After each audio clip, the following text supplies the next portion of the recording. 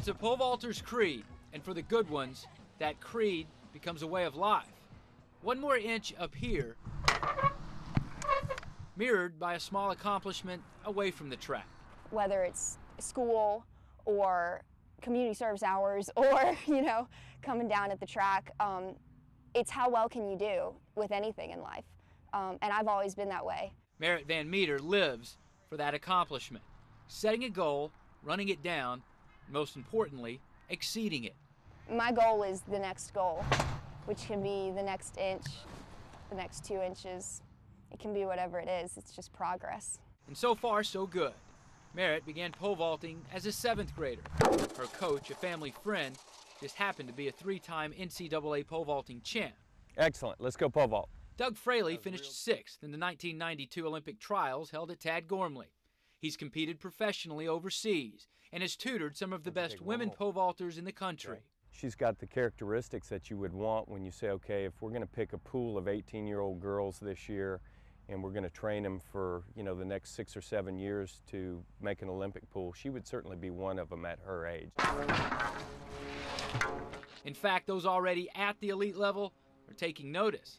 When Merritt was just starting out as a vaulter, Fraley took her to meet the sport's first ever Olympic gold medalist, American Stacy Dragila, the Michael Jordan of women's pole vaulting, if you will. I waited in a line of 20, 30 girls at the pole vault summit in Reno, Nevada. I waited in line to shake her hand. I knew exactly who she was. 4 years later, Merritt would get another chance to meet her idol. By now, though, the idol had become a fan.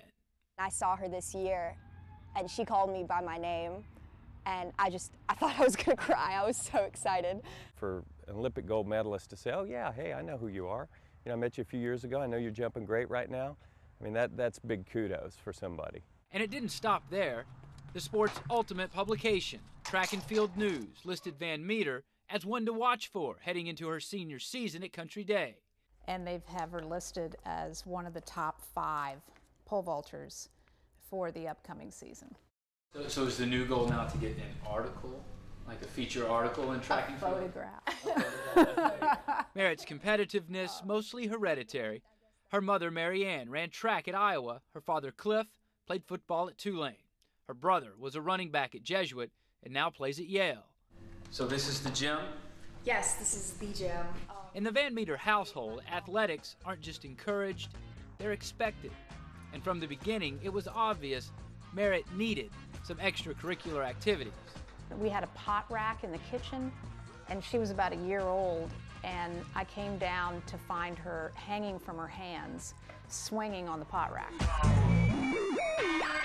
Gymnastics, softball, soccer, volleyball, track, even horses.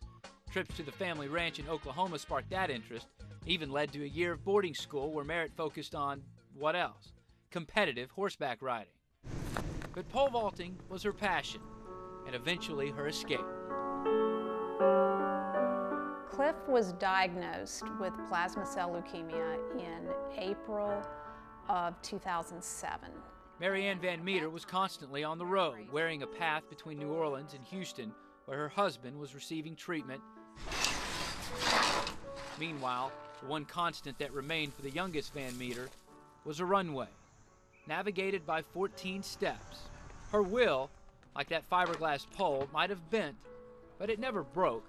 There's so many aspects of my life that I loved, and I felt like I was losing them. I was losing my father, and and this structure that my family had was just kind of being messed with. But that elevated bar was the one thing she could control, and the one thing she could conquer. It's not about a substitution. It made me a part of my family is what it did. We all have our different things and we come together, and that was just my part of it. Cliff Van Meter died on May 28, 2008. He was just 53 years old. Every Sunday, he would watch John Wayne movies, and he'd come lay down on this couch, and he was a massive man, and I was so little in comparison to him. No matter how much I grew, I was always tiny next to Dad, and I would come and I would just kind of lay down across his chest, and he'd just snore as loud as he possibly could. But if you change the channel, he'd wake up like that, and he'd say, "Merritt, I'm watching John Wayne." With a heavy heart, but warm memories, Merritt Van Meter excelled, following up the Track and Field News shout-out with a personal record in her first meet of her senior campaign, 13.2, shattering her old PR by 8 inches. At the next meet, Merritt topped 13.3, at the time good enough for the highest vault in the country by a high school female. On March 22nd of this year, what would have been Cliff Van Meter's 55th birthday, his youngest daughter signed a scholarship to attend the University of North Carolina. Appropriately, perhaps, the school's colors, the same hue as the sky in which Merritt sees her limitations. There is no ceiling. It's pole vault. You go as high as you go. And if there is a ceiling, then the object is to get over it. At the state meet in Baton Rouge this past Thursday, Merritt lived up to her motto, clearing 13 feet, 8 1/4 inches. Best mark for a high school female in the United States this year, and 6th best vault ever. Mike, Lucy?